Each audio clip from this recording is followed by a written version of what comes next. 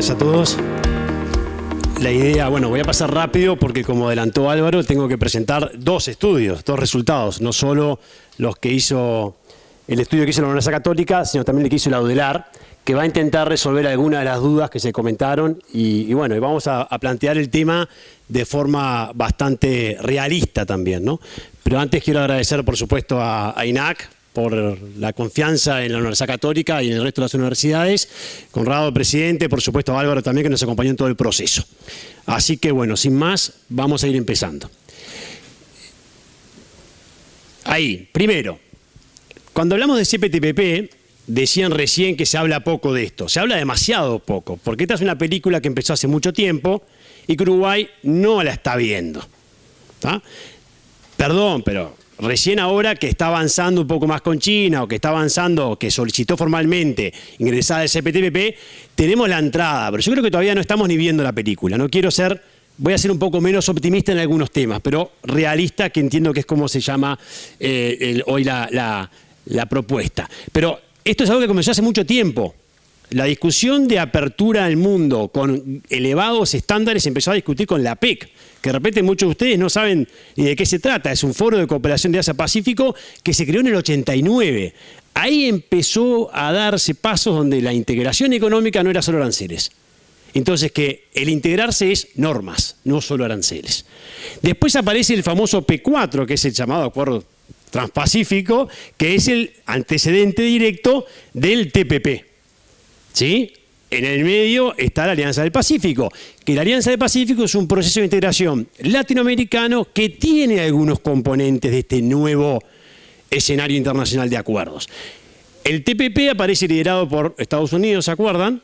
Que entró en una puja fuerte con China, que lidera el otro bloque, que es el RCEP, que en Uruguay de este ya ni siquiera se habla.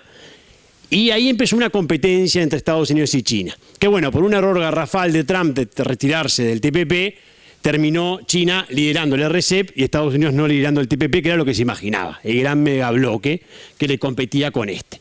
Pero, inteligentemente, los miembros del TPP siguieron adelante y en poco tiempo formaron el CPTPP, que es el que Uruguay solicitó ingresar. Y miren lo interesante que es, todos los miembros del CPTPP, aclaremos que Reino Unido entró este año, todavía faltan que se den los instrumentos para decir que el CPTPP tiene 12 miembros, pero sí estamos ya obviamente con Reino Unido adentro. Entonces, aquí están los 11 miembros anteriores, los que sí son ya parte, y van a ver que todos forman parte de diferentes bloques. Por lo tanto, lo que se está dando en el mundo es una integración de los países en más de un megabloque. Entonces, eso es lo que está pasando. Por eso la importancia de reaccionar frente a esto, porque nosotros no estamos entendiendo esto. Nosotros seguimos discutiendo si la Unión Europea sí y la Unión Europea no. Después de 20 años, se cerró en 2019, pero no se cerró. Y ahora lo vamos a cerrar antes de julio, pero ya no hablamos de eso porque tampoco se va a cerrar antes de julio. Y, bueno, ese es el gran problema, ¿no? Pero me parecía importante. Recuerden que estamos hablando de un mega acuerdo, se le llama mega bloque porque son 480 millones de consumidores y estás hablando del 13% del PIB mundial, ¿no? Son 11 economías. Y acá es importante, el acuerdo contempla, como vamos a ver ahora, temas de comercio, pero de normas. El CPTPP es hoy el acuerdo de comercio más avanzado a nivel de normas que hay vigente a nivel mundial. ¿Qué pasó? Bueno, recuerden que Estados Unidos abandona en enero del 17 el TPP y ahí los miembros siguen adelante, acuerdan los elementos fundamentales del llamado ahora CPTPP y en marzo del 2018 se suscribe el acuerdo. O sea, hay un avance, hay un ritmo. Yo diría que el ritmo de las negociaciones internacionales es casi frenético. Menos en el Mercosur. En el resto del mundo es casi frenético. Y muchos habían dicho que los megabloques no iban a funcionar. No. Miren, hasta África ha cerrado un megabloque en los últimos años. Entonces, es algo que estamos muy lentos con esto. Después empezaron las incorporaciones, como ven, ¿no? En diciembre del 18, Australia, Canadá, Japón, México, Nueva Zelanda, Singapur, después Perú, Malasia, después Chile, que tuvo una polémica importante respecto a si revisaba o no revisaba su política de Estado histórica de cerrar acuerdos comerciales. Finalmente volvió a darse cuenta que el camino es no revisar eso. Y bueno, falta la ratificación solo de Brunei, como saben ingresó también Reino Unido recientemente.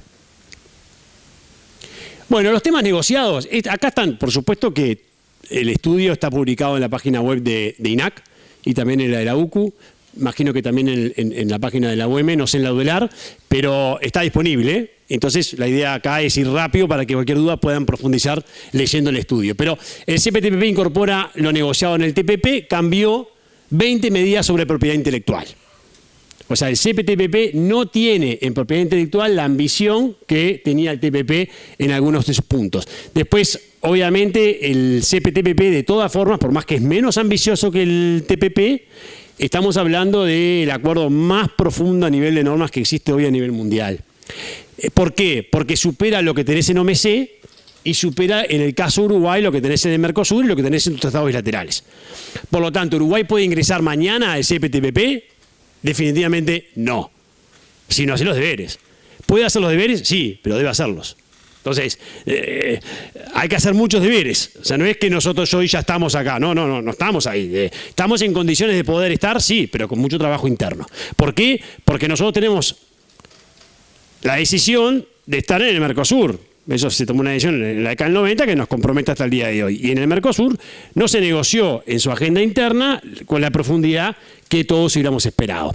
¿Qué es el CPTPP? Bueno, por supuesto, a nivel de comercio, miren lo que han sido los crecimientos, pero con cierto estancamiento en los últimos años y después cierta suba. Esto tiene que ver con la dinámica de crecimiento de Japón. Japón es después de que se fue a Estados Unidos, Japón es el gran mercado del CPTPP y marca un poco los números. Estamos hablando más o menos del 15% del comercio mundial.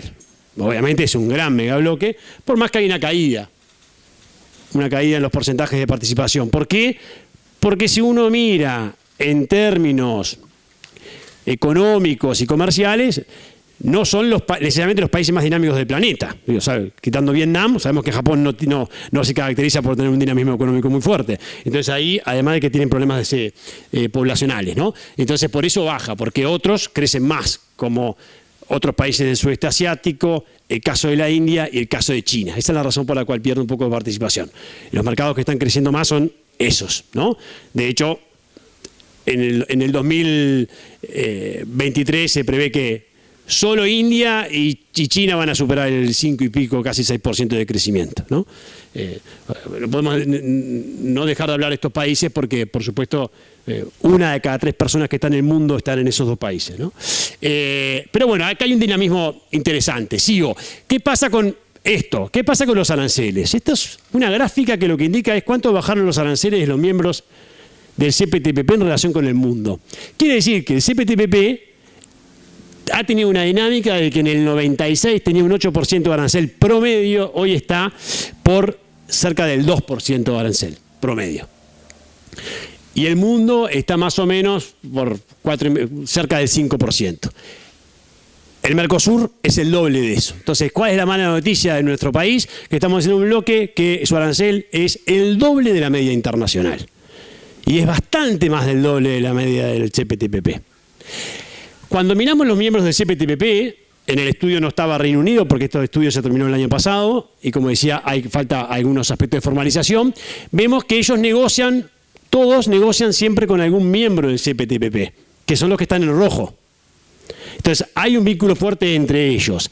Y los otros actores que aparecen claramente son Estados Unidos, China o en algunos casos Reino Unido. Reino Unido ya está entrando y China es de los países que ha solicitado entrar. Por supuesto que hay intereses comerciales muy fuertes de los miembros del CPTPP con China, como los hay con Estados Unidos. ¿Estados Unidos está pensando en regresar al CPTPP? Bueno, hoy todavía adelantar la política comercial de Biden es bastante complicado. Uno diría que no está claro. No tiene una política comercial definida Biden en ese sentido, ¿no? Entonces, uno tendría que pensar que está más próxima a la posibilidad de discutir China ingresando al CPTPP que regrese a Estados Unidos. Pero bueno, hay que ver. Y mucho más con las internas políticas de lo que puede ocurrir en Estados Unidos. ¿Qué comercializan estos países? Bueno, acá como ven, el rojo están algunos que pueden tener coincidencias con los intereses de Uruguay. Pero a priori una mirada rápida te da un comercio bastante complementario. Quiere decir que tú, como decían recién, tú tenés mucha oportunidad de exportarles a los miembros del CPTPP productos que Uruguay es competitivo y además te pueden dar la oportunidad de recibir tecnología de estos países. Entonces, es un comercio complementario que en términos de acceso no amenaza a Uruguay. No amenaza a Uruguay. Y eso es algo positivo. Y además, también lo decían, hay oportunidades claramente identificadas en el sector de alimentos.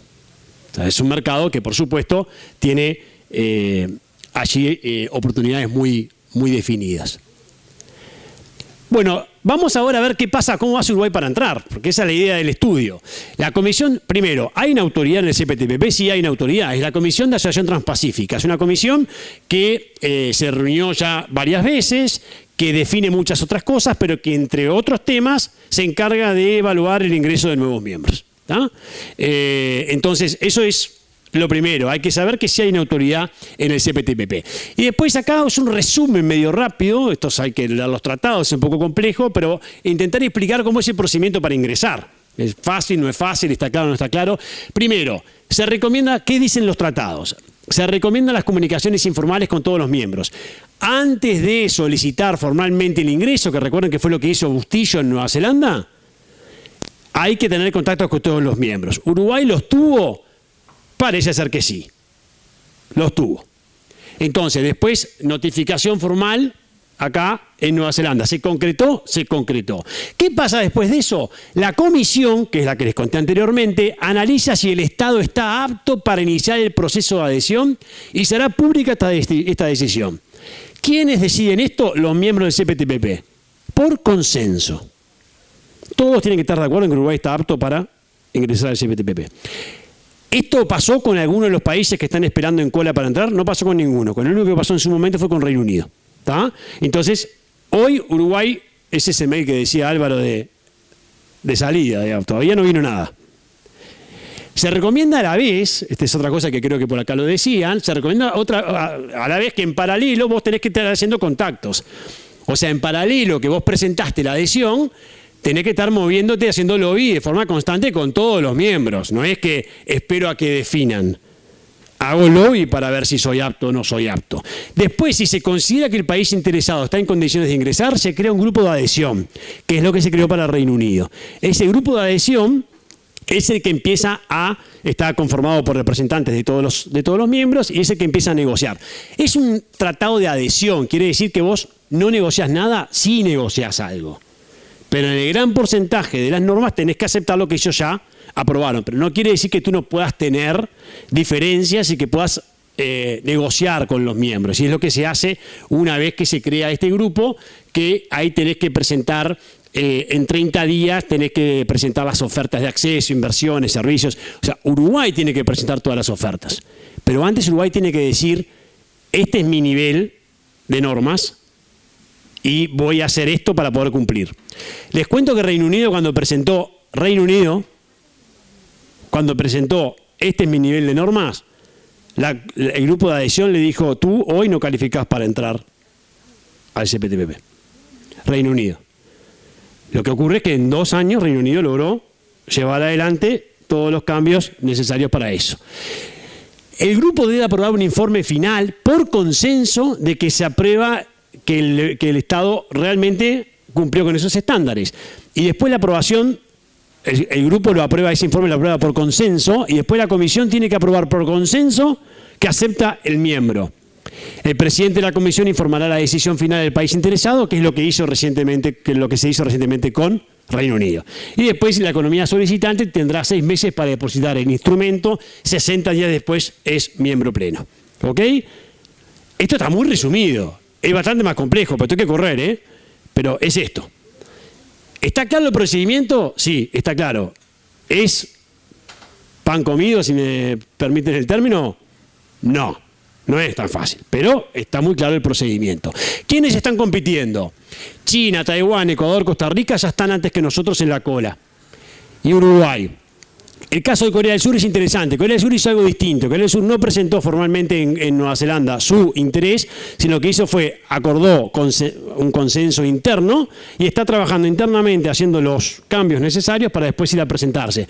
Lo que se especula, además de que ha hecho un lobby impresionante con todos los miembros, lo que se especula es que cuando se vaya a presentar va a tener un fast track, porque va a tener todo pronto. bueno, son estrategias, ¿no?, de las cuales deberíamos aprender. ¿Qué pasa acá? Son todos países distintos, no es fácil esto. Porque algunos pueden... Primero que la Comisión puede tratar más de un país a la vez. Ahora estamos todos expectantes a ver, como ya terminó Reino Unido, cómo va a lidiar con el resto del CPTPP. ¿Qué va a hacer? ¿Va a atender solo a China? ¿Va a atender a China y a Taiwán juntos?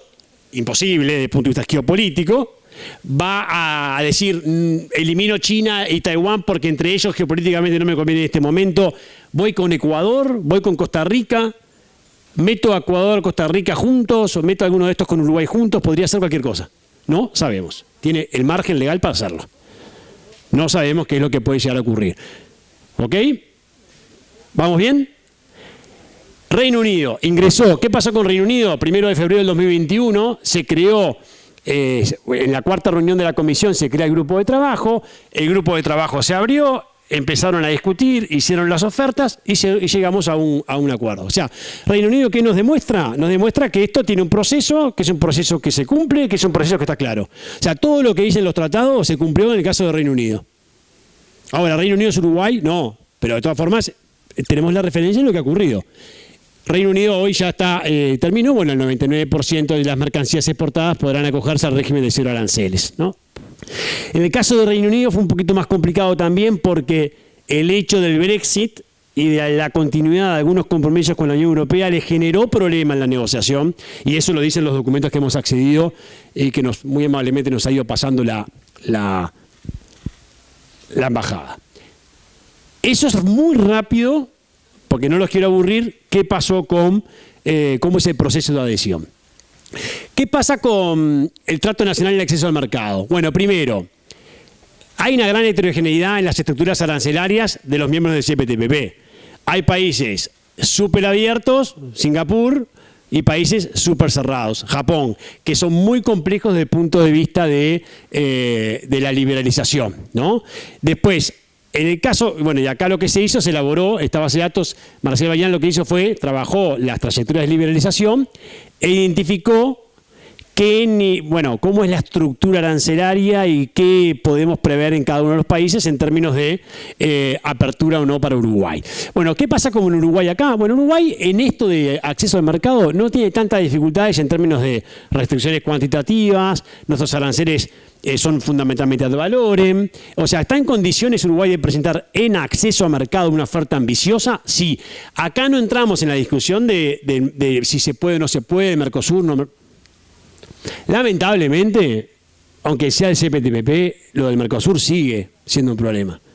Porque hasta que Uruguay no defina qué quiere hacer con el Mercosur, siempre va a ser un problema, ¿no? Vamos a decir las cosas claras. No es que porque el CPTPP no tenés el problema con el CPTPP que tenés con China, lo tenés relativamente parecido. Lo que pasa que es algo que tenemos que decir, podemos y tenemos que seguir adelante y ver qué pasa. No podemos ir dando vueltas con ese asunto. Entonces, ¿Uruguay está en condiciones de presentar una oferta ambiciosa y en poco tiempo? Sí. Uruguay está en condiciones de presentar una oferta, pero mucho más que los otros miembros del Mercosur. Es relativamente fácil en términos de acceso presentar nuestra oferta y tenemos mucho más para ganar que para perder ahí. Bueno, después sí tiene algunos otros recargos e instrumentos que requieren modificaciones. Uruguay tiene algunos deberes importantes en términos de impuestos adicionales al comercio que por supuesto son observados por el CPTPP, ¿no? Que se podrían modificar. En facilitación del comercio, que es otro de los bloques que se estudió en el estudio de Marcel. Bueno, fundamentalmente el CPTPP es muy similar a la OMC en este capítulo, en facilitación del comercio. Y bueno, o sea, lo único son las mismas dimensiones de OMC, pero tienen una orientación de transparencia, de información, de digitalización y de compromisos distintos a la OMC.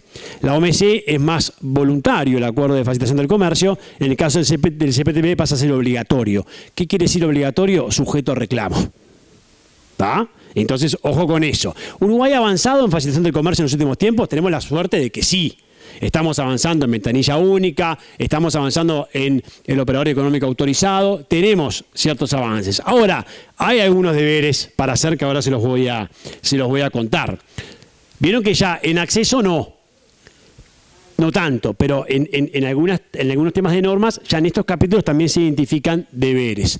Y en reglas de origen, las reglas de origen del CPTPP son de las más avanzadas del mundo, apuestan mucho a lo que es la acumulación, lo que nos abre nuevas oportunidades económicas si eventualmente ingresáramos al CPTPP, pero es relativamente complejo. Uruguay acá va a tener que atender algunos puntos relacionados con las reglas de origen. Pero acá estoy pasando rápido porque ahora viene un resumen de cada uno para darles ejemplos concretos de cada una de las cosas que les fui diciendo.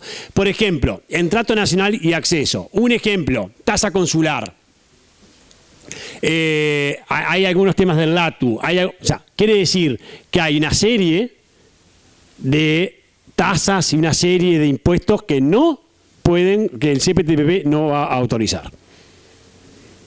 Digamos, la tasa consular, de hecho, hasta en la propia Unión Europea se ha reclamado en su momento. En facilitación del comercio también tenés algunos trámites de aduanas que tienen que ser actualizados, pero acá hay algo que Marcel le puso bajo medio, es en el sentido de dificultad de poder modificarlos. O sea, son todas cosas que se pueden modificar.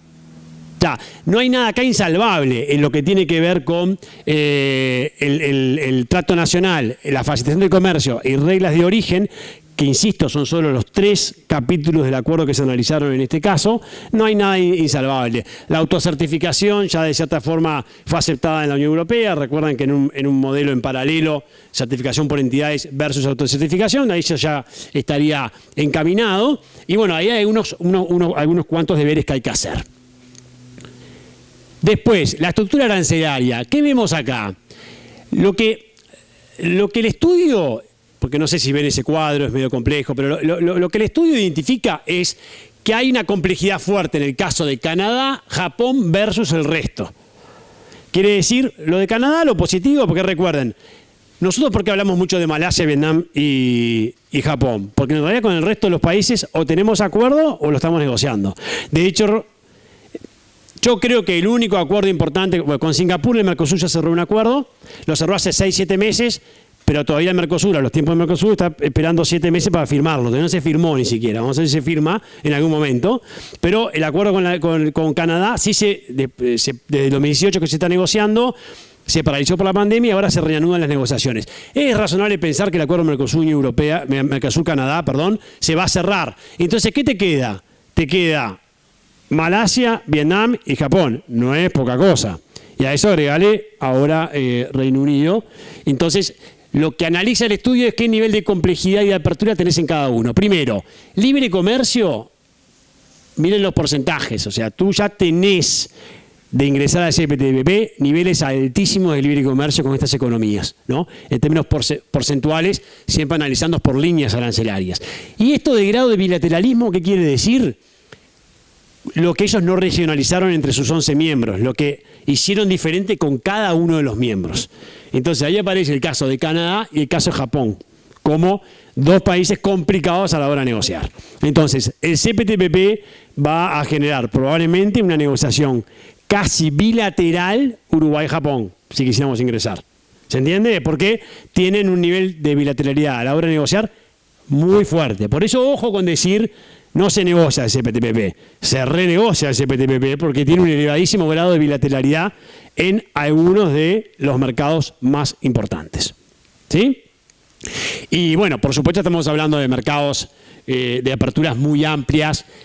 En el caso de Japón, con algunas dificultades en lo que tiene que ver con sus aranceles específicos. Recuerden que allí hay algunas dificultades. Y después también hay dificultades en el caso de Japón, bueno, productos que están sujetos o a cuotas o a algún tipo de restricciones, muchos de ellos los que Uruguay puede exportar. Entonces, también allí vamos a tener una mejora de acceso, especialmente recuperando el tiempo perdido, porque cuando hablamos de Nueva Zelanda, que siempre se pone el ejemplo, yo siempre escucho lo mismo, ¿no? El ejemplo de Nueva Zelanda y el ejemplo de Australia. Pero hay un ejercicio muy sencillo que se puede hacer, es qué cantidad de alimentos procesados le exporta Japón a los países del sudeste asiático. Entonces, o sea, históricamente repetimos siempre que es Nueva Zelanda y Australia cuando competimos, sí, claro, pero no solo, ya competimos con los propios países que exportan alimentos procesados, que es una industria que Uruguay debería tener mucho más desarrollada, porque tienen preferencias y cercanía geográfica, ¿no? Entonces siempre estamos un paso atrás ahí. Acá en el estudio van a poder ver que hay varias alertas de que la negociación del CPTPP nos va a imponer restricciones en algunos productos que somos competitivos. Pero de todas formas siempre vamos a estar mucho mejor de lo que tenemos hoy. ¿Tá? Pero es importante analizar específicamente cada uno de los casos. Los países más complicados en ese sentido son claramente Canadá y Japón, y después Canadá y Japón porque en lo agrícola, que es lo que más nos importa a nosotros, y en el caso de México y Vietnam tiene que ver con temas industriales. Acá el estudio no analiza, por ejemplo, el comercio de servicios. Es algo que nos olvidamos, es extremadamente importante, ¿no? Ahora, ahí que está Uruguay 21 y recientemente sacó un estudio sobre el tema. Ojo con esto, porque los beneficios también pueden estar en sectores que aquí no están analizados, ¿no? Y acá tiene que ver con la complejidad de las reglas de origen, que también es importante. ¿Por qué es importante analizar las reglas de origen? Porque a veces creemos que uno es un buen negociador. Yo me acuerdo cuando trabajaba en la Cámara de Industrias, que acompañaba a los negociadores, uno creía haber logrado un éxito brutal porque bajó el arancel del 10 al 0%, pero después se olvidó de los temas sanitarios, o se olvidó de la regla de origen, y en realidad el empresario te dice, no me sirve absolutamente para nada bajar del 10 al 0% de arancel. Así que, ojo que el diablo se esconde acá muchas veces, en el régimen de origen. Y esto es preocupante para Uruguay. Yo creo que Uruguay tiene un equipo de negociadores lo suficientemente amplio y profesional. O mejor dicho, profesional, pero debería ser más amplio. Lo que ocurre es que no tenemos músculo negociador. Quiere decir que nos falta negociar. Entonces, al no tener músculo negociador, bueno, cuando tú te vas a enfrentar a negociar algo como el CPTPP, hay que prepararse, hay que prepararse y fuerte. Bueno, voy cerrando con las conclusiones para no quitar mucho tiempo. Primero, ¿el CPTPP muestra un proceso de adhesión claro? Sí. ¿Es sencillo? Sí. Si bien el mismo tiene un alto grado de discrecionalidad. ¿Qué quiere decir un alto grado de discrecionalidad? No tenemos idea qué es lo que va a pasar. A mí el que me diga qué va a pasar en los próximos 2 años con el Uruguay y el CPTPP, no le creo, perdónenme, no le creo. Primero porque cuando uno averigua la información que estamos recibiendo de las embajadas y del lobby, no hay mucha información. O sea, Uruguay no se está moviendo lo suficientemente en términos de lobby respecto a esto. Y segundo, porque cualquier país del CPTPP puede bloquear el ingreso de un miembro. Y me voy a discrepar en algo que se dijo recién. Yo creo que el componente geopolítico, o sea, China, no, porque también está en el CPTPP. O sea, la comisión del CPTPP, cuando analiza si entra un miembro o no, va a analizarlo también desde el punto de vista geopolítico. O sea, no lo va a analizar solo. ¿Ahí nos podemos ver beneficiados? Sí, pero podrían existir otros problemas. Entonces es muy difícil adelantar qué es lo que va a pasar. En todas las instancias, por lo menos en las 3 comentadas, se necesita el consenso, por lo tanto un miembro puede bloquear el ingreso, y ahora recuerden que está Reino Unido, que puede bloquear. Se trata de un acuerdo muy ambicioso a nivel de estándares internacionales del comercio mundial, debemos tener claro, muy elevado a nivel de estándares, lo más moderno que hay. Existen varios países que ya formalizaron su ingreso, los vimos ahí. Algunos de ellos hay que reconocer que se encuentran mejor posicionados que Uruguay, porque no podemos comparar la red de acuerdos comerciales que tiene Costa Rica o los estándares con los que tiene Uruguay. No los podemos comparar, hay que ser realistas. O sea, ¿están mejor posicionados que Uruguay? Sí, pero de repente el CPTPP analiza los dos al mismo tiempo. Hay que movernos. Y en contrapartida, otros miembros que están en cola enfrentan implicancias geopolíticas. Está bravo para el CPTPP decidir entre Taiwán y China, ¿no? Entonces de repente los duerme a los dos. Entonces ahí hay alguna... Pero ojo, también es cierto que el gran mercado del CPTPP es China. Entonces ahí hay que ver cómo lo manejan. Por eso digo lo difícil que es proyectar. ¿Se identifican beneficios concretos en el acceso al mercado? Sí. Beneficios concretos en el acceso al mercado. Para Uruguay ni hablar. Especialmente Japón, pero también Vietnam. Vietnam tiene más de 100 millones de habitantes, nos olvidamos. El sudeste asiático tiene más de 600 millones de habitantes, crecen al 6-7% anual, ¿no? Japón, Vietnam, Malasia en menor medida y ahora Reino Unido. ¿Uruguay está bien posicionado para un eventual ingreso? Sí está bien posicionado para ingresar al CPTPP. Ahora, ¿qué digo? previamente deberá avanzar en modificaciones normativas, especialmente en el trato nacional, las que vimos recién, acceso a mercados y facilitación de comercio y régimen de origen. Acá yo nombro algo que digo, también en otros capítulos del CPTPP enfrenta dificultades. El estudio que hicimos en la UCU no analiza otros capítulos donde Uruguay enfrenta dificultades y donde va a haber debates internos que va a haber que atender. Algunos cambios normativos van a generar esos debates. Y por último quiero proponer, digamos, algo que me parece que Uruguay debería hacer. Sería recomendable, a mi juicio, la creación de un grupo interministerial para abordar el tema. Y especialmente definir una estrategia de cómo vamos a hacer lobby para ingresar al CPTPP. O sea, yo creo que decir vamos a ingresar al CPTPP, volvernos y quedarnos quietos, no. O esperar la resolución de la comisión para ver si vamos a entrar, no. Si ya sabemos cuáles son los deberes que tenemos que hacer para poder heredar el estándar, ¿por qué no los vamos haciendo? Y si ya sabemos que queremos ingresar al CPTPP, ¿por qué no hacemos el lobby correspondiente con cada una de las embajadas y tenemos una estrategia mediática, pública, haciendo público todos los informes, discutiendo en eventos como estos sobre el CPTPP? Tenemos que discutir más sobre estos temas si es que queremos tener éxito en la estrategia de Uruguay, que, a ver, es urgente que Uruguay mejore su acceso a los mercados internacionales. Muchas gracias.